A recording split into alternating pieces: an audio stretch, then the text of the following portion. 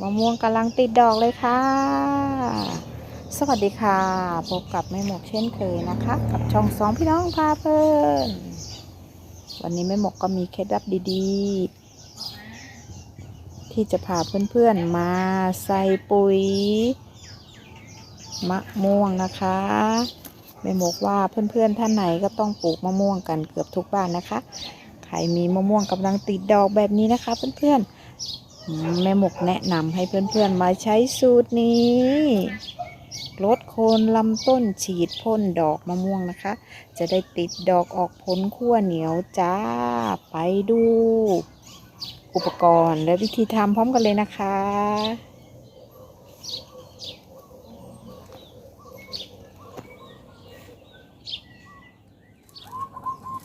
มาเลยค่ะมาดูอุปกรณ์ของเราวันนี้กันเลยนะคะ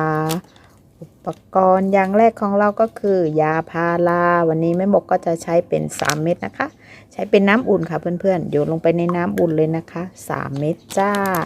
ต่อมานะคะผงชูรสค่ะเพื่อนๆบำรุงลำต้นของต้นมะม่วงของเรานะคะให้เจริญเติบโตรากฝอยหาอาหารได้ดีนะคะ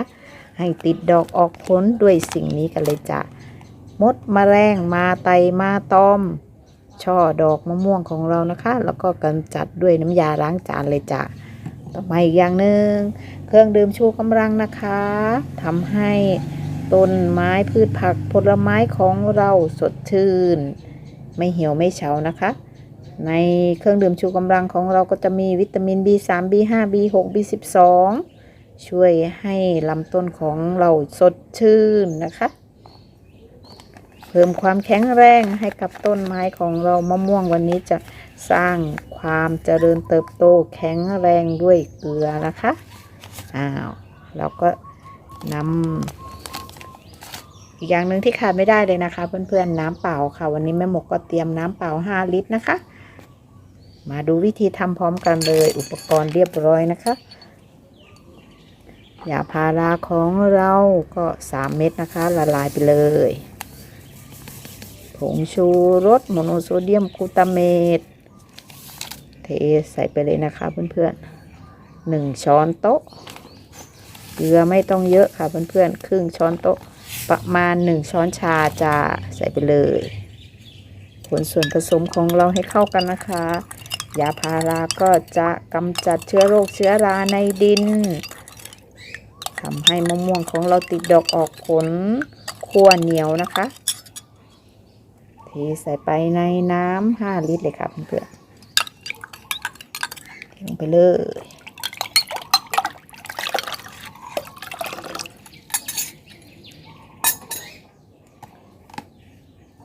น้ำยาล้างจานมดนอนมะแรงมาไต่มาตอมช่อดอกมะม่วงของเรากำจัดด้วยช้อนนี้เลยค่ะเพื่อนๆใส่ไปเลยจ้าน้ำยาล้างจานของเราก็จะมีสารจับใบนะคะไล่มดไล่นอนไล่แมลงเครื่องดื่มชูกำลังจ้าวันนี้แม่หมกก็จะพาเพื่อนๆใส่ไปเลย2 ฝาจ้ะ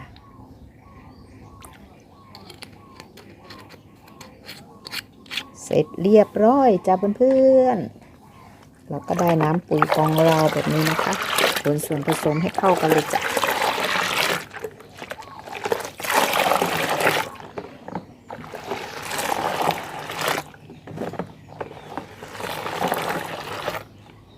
เราใช้ได้ทั้ง2 สูตรเลยนะคะเพื่อนๆฉีดพ่นทางใบหรือลดโคนลำต้นก็ได้จ้านี่เลยค่ะเพื่อนๆมะม่วงกำลังติดช่อดอกแบบนี้เลยนะคะเหมาะมากเลยค่ะใช้สูตรนี้ลดไปเลยจ้ะนี่เลย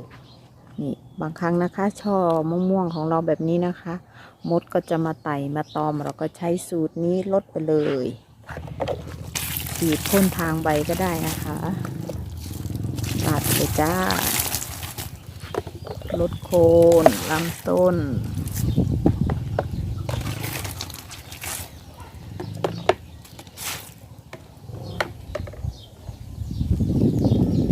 พืชผักสวนครัวค่ะมะเขือนะคะเพื่อน เราก็ใช้สูตรนี้บำรุงไปเลย ติดดอกออกผลอย่างดีเยี่ยมเลยนะคะ ติดดอกขั้วเหนียว สูตรนี้เลยจ้า ดกมากดกมากดกมากกินบ่ทันเลยจ้าพี่น้อง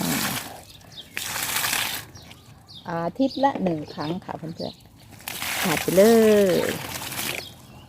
ด้านนี้นะคะยังไม่ติดดอกออกผล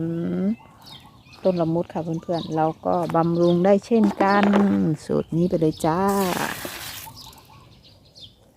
ค่ะสำหรับมื้อนี้นะจ้าเคล็ดลับดีๆของแม่หมกก็จบลงเพียงแค่นี้จ้าฝากเพื่อนๆกดไลค์กดแชร์ให้ช่องสองพี่น้องในเด้อค่ะสวัสดีจ้า